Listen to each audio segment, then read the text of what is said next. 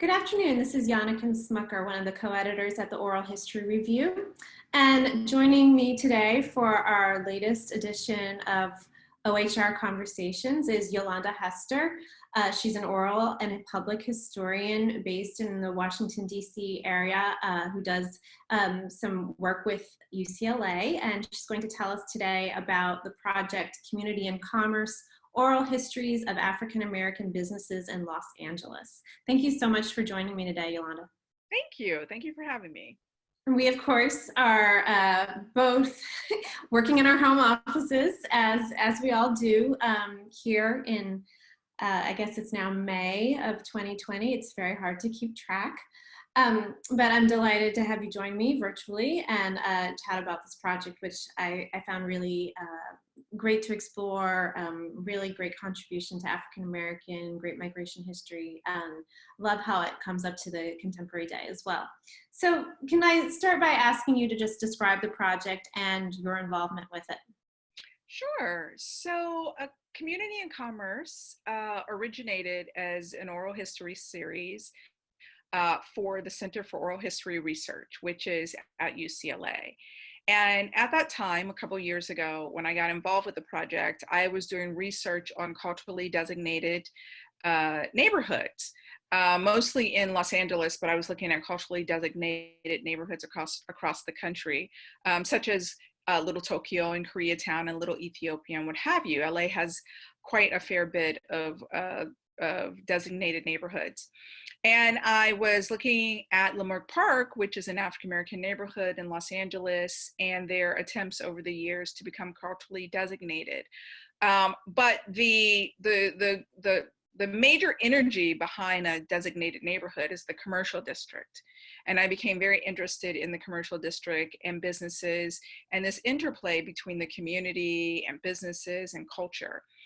And so when I was already involved with the Center for Oral History Research, and they asked me to propose a series, what I proposed was a series of oral histories on long-term African-American businesses in Los Angeles. And so that's how this series started. We ended up with about 19 narrators, mostly in the sort of South Los Angeles area and the Pasadena area, with some businesses that are located outside of those areas. And part of our requirements for our criteria for the businesses and the business owners is that the business had been open for at least 25 years or more. And we ended up with about 50% of the businesses that we interviewed being open for at least 50 years, and about half the businesses were multi-generational. The businesses had to still be active. So we wanted to sort of get that personal story from a business that's still running and still active and still involved with the community and still solving problems. Also, we wanted to make sure that we represented a variety of industries.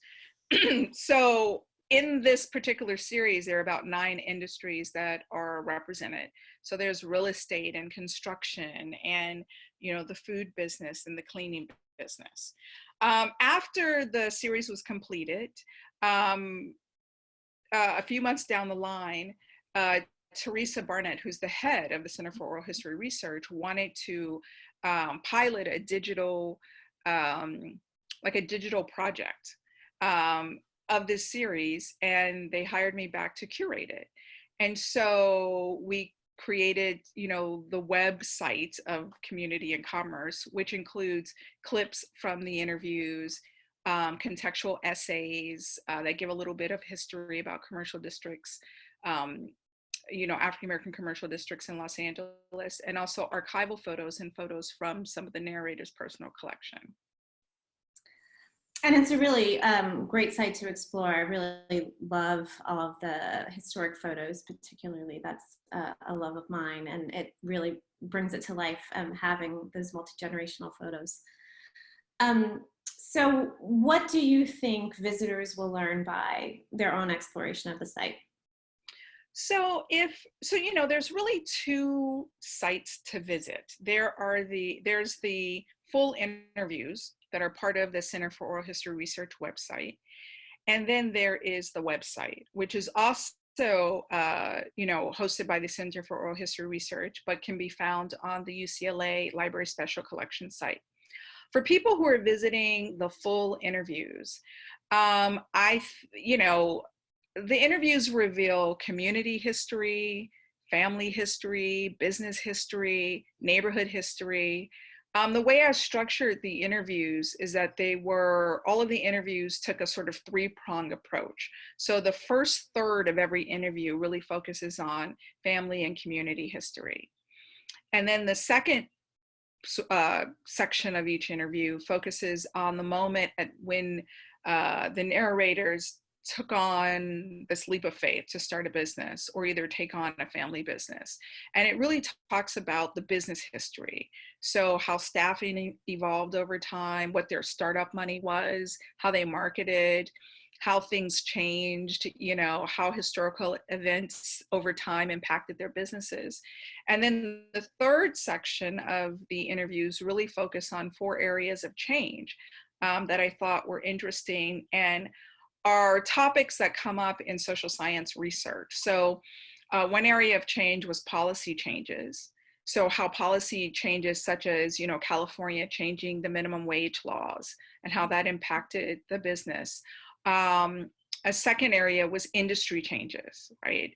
So how very industry specific evolutions impacted the business. So for example, in the cleaning business in the late 1990s into the early 2000s in California, there was a ruling that cleaners had to be green businesses. Mm-hmm. So that meant that the cleaners had to buy all of this new equipment, new chemicals, and it was a huge expense for businesses.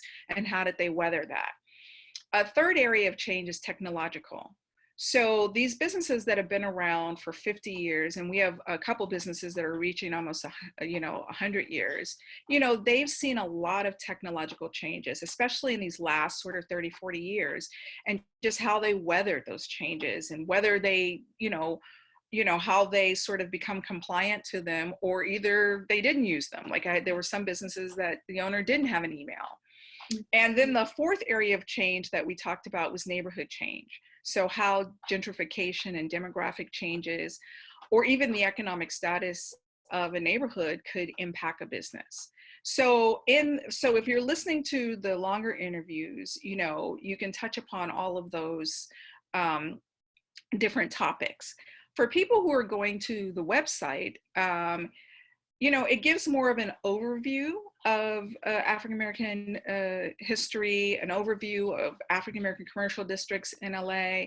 There are about 7 chapters or 7 topics that are covered. So you do learn a little bit about secession and the Great Migration and these brief historical overviews. It's a great educational tool for people who need and would like to see photos and, sort of different forms of media talk about the same topic.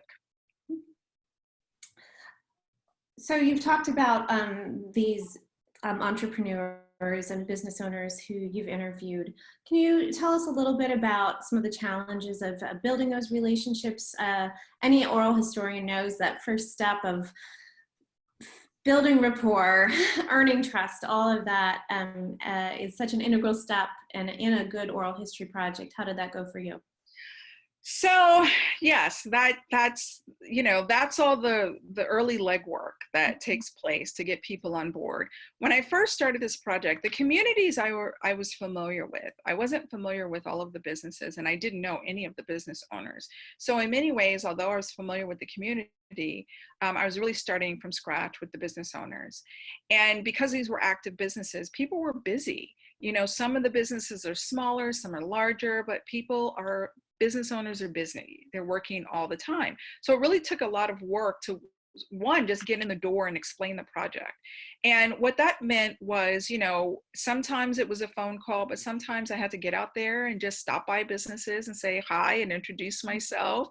And I actually thought that was the most effective way to touch base with the owners of these businesses, just being there. And then over time, just being extremely accommodating and flexible. because they were being incredibly generous to give their time. And like I said, this is an active business. Things were happening.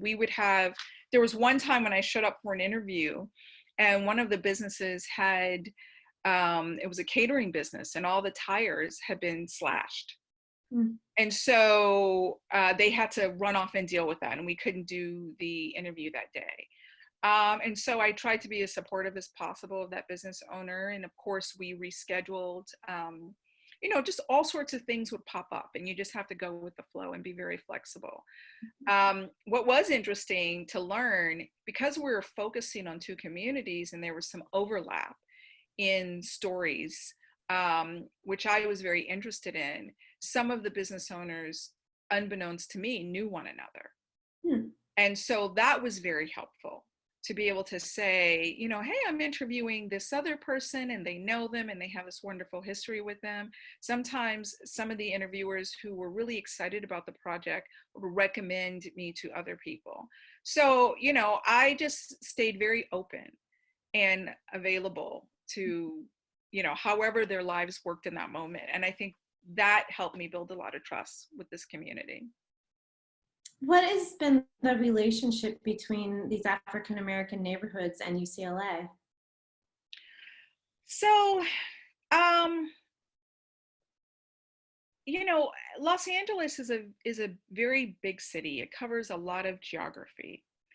And the two neighborhoods that I focused on, they're quite far from UCLA. And so, and there's a tendency in UCLA for neighborhoods to be sort of, what's the word?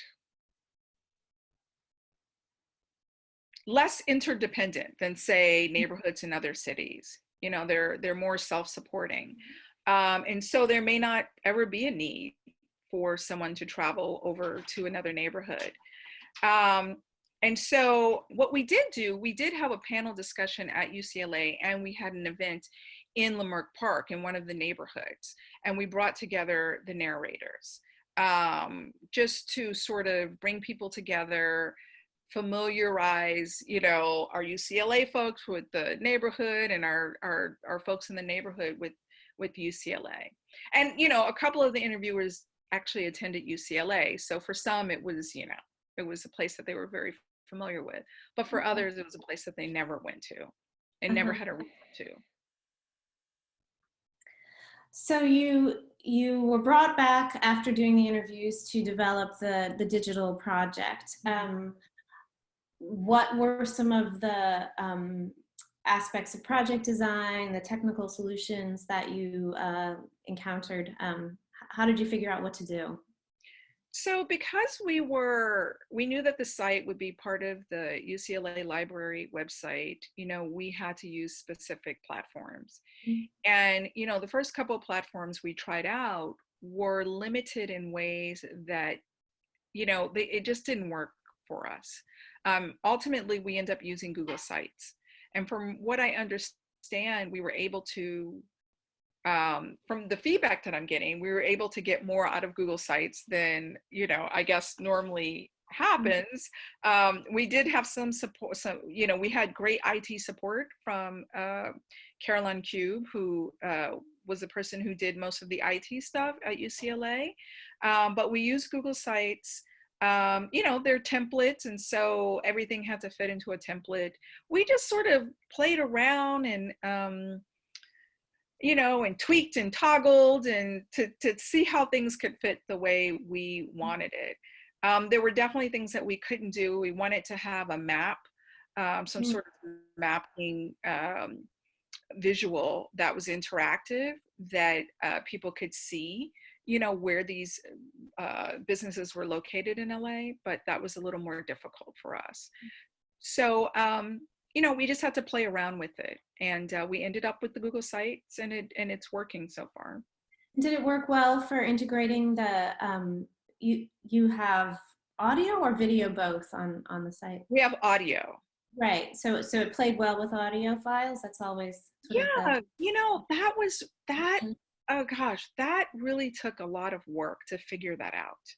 Mhm. We thought, well, maybe we should do SoundCloud and some other platform to host the audio.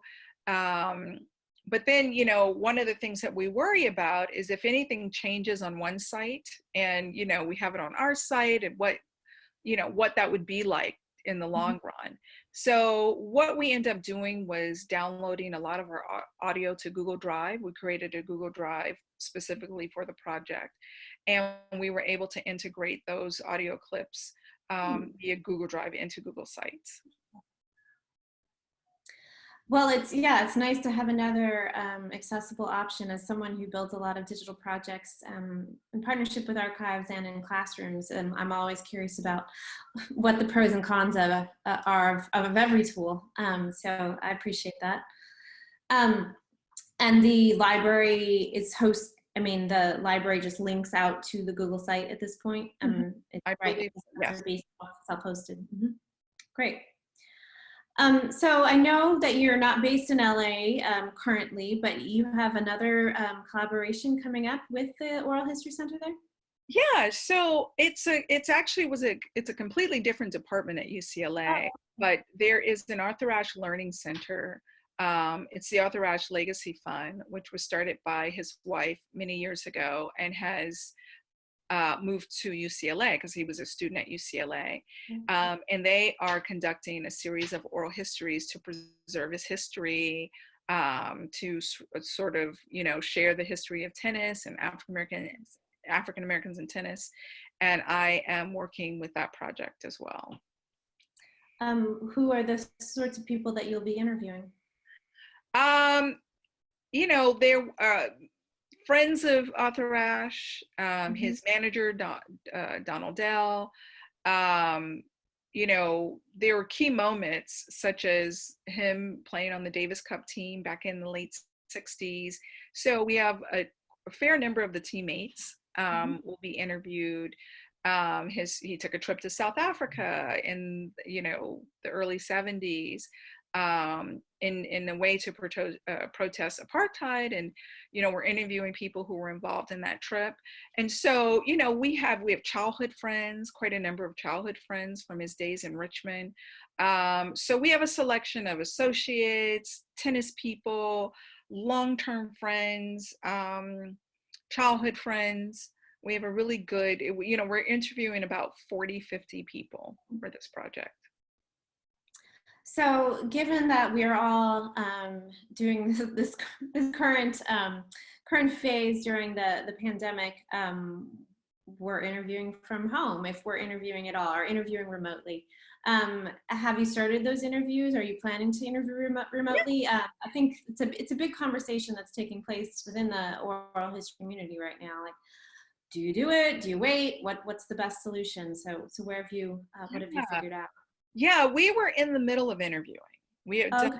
a number of interviews already before the virus stay-at-home was kicked off. And it was, we had to make a decision about how we wanted to move forward. And what we decided in the end is to continue.